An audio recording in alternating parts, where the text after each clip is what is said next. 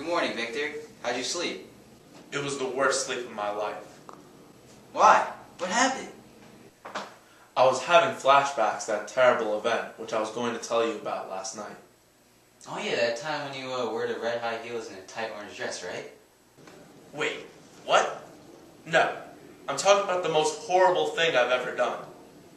Oh, so that time you took the last sheet of toilet paper and didn't replace it, and there was nothing for your brother to use the next time he went in there, right? What? No, not at all. I'm talking about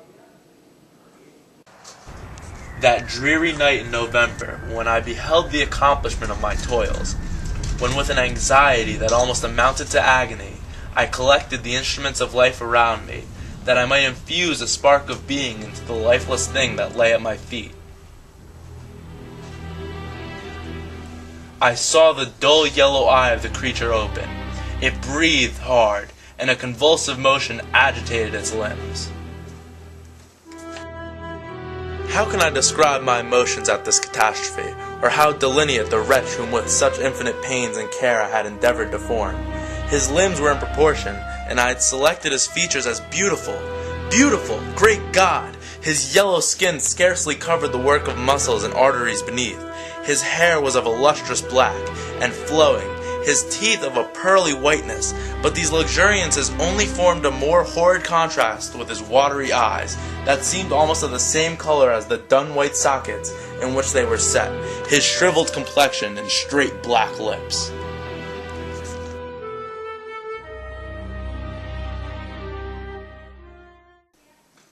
The different accidents of life are not so changeable as the feelings of human nature. I had worked hard for nearly 2 years for the sole purpose of infusing life into an inanimate body. For this, I had deprived myself of rest and health. I had desired it with an ardor that far exceeded moderation. But now that I had finished, the beauty of the dream vanished, and breathless horror and disgust filled my heart. Unable to endure the aspect of the being I had created, I rushed out of the room and continued a long time traversing my bedchamber.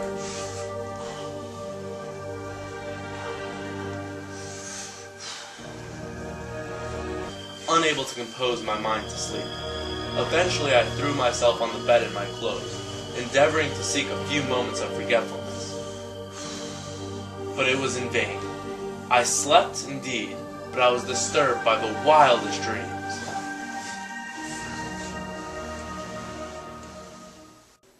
You had that same dream too? What? What are you talking about? You know the wildest dream? The one where there's a purple lizard on the surfboard on top of the school bus throwing bananas at you. And then you were trying to run away and dodge bananas, but then he caught up to you and then you woke up. No, that is not what I'm talking about.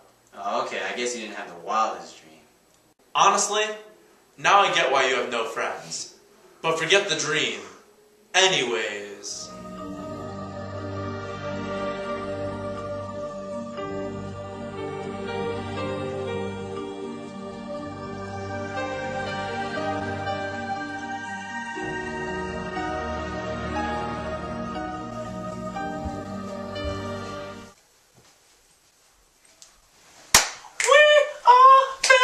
I started from my sleep with horror. I beheld the wretch. He held up the curtain of the bed. And his eyes, if eyes they may be called, were fixed on me. His jaws opened, and he muttered some inarticulate sounds, while a grin wrinkled his cheeks. He might have spoken, but I did not hear. One hand was stretched out, seemingly to detain me, but I escaped and rushed downstairs.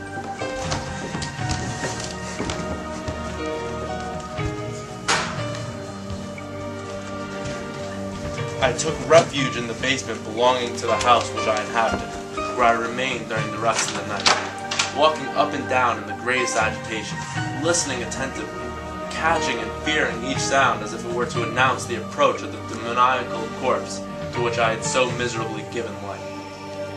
Why?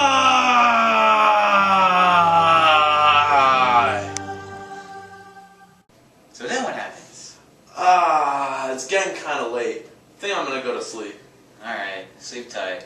Don't let the bugs bite.